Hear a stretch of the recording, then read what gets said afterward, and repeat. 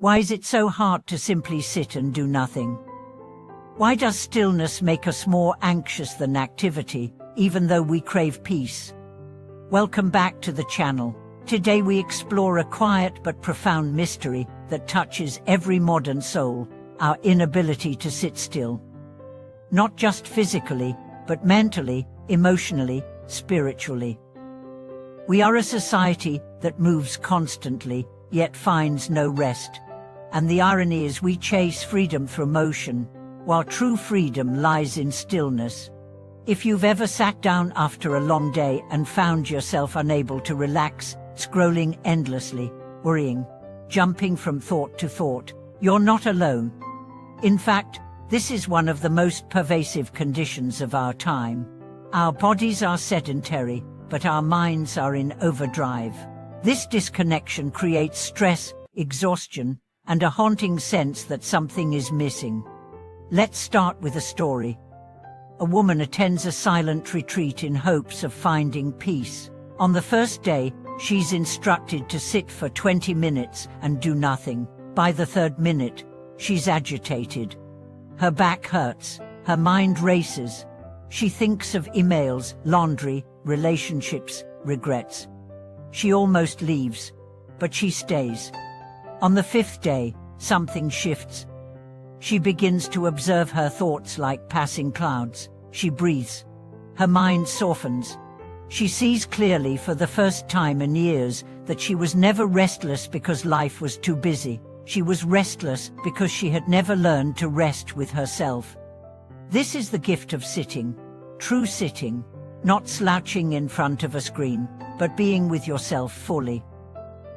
This practice is not about posture, it's about presence, and the modern world desperately needs it.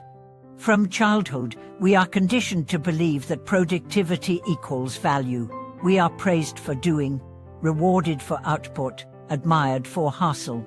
Stillness, by contrast, is labeled lazy, unproductive, pointless, but ancient wisdom traditions tell a different story. In Zen Buddhism, sitting meditation Zazen is the doorway to awakening.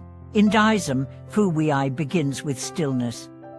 In Christian mysticism, contemplation is how we hear the voice of God. Why is sitting so powerful? Because in stillness, the truth arises.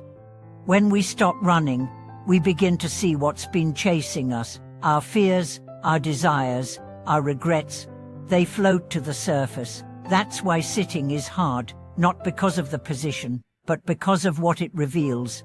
And yet, this revelation is the key to healing. Think of the mind like a snow globe. When shaken, everything is blurry, but when you set it down, the flakes settle and clarity returns. Most of us live with constantly shaken minds. We don't even realize how distorted our view has become. We've normalized chaos. Now consider the wisdom of Thich Nhat Hanh, who said, "Sit in such a way that you feel deeply at peace." He wasn't talking about sitting like a monk on a mountain. He meant right where you are in your home, your car, your office. Sit with your back straight, your body relaxed, your breath aware. Just be, and in that being, freedom blossoms. Let's take a moment to really reflect. Why are we afraid of stillness? Because stillness strips away distraction. It brings us face to face with ourselves. Without the noise, we hear the silence. And in the silence, we often find pain. But here's the truth, that pain is not the enemy, it's the beginning. The beginning of awareness, the beginning of release, the beginning of transformation. Imagine a man who has never stopped working. He builds companies, raises kids, travels the world. He's admired, but inside, he's hollow. One day, he's forced to rest an illness, an accident, a breakdown. In that enforced stillness, he sees it clearly for the first time. He has been building everything outward, while his inner home remains empty.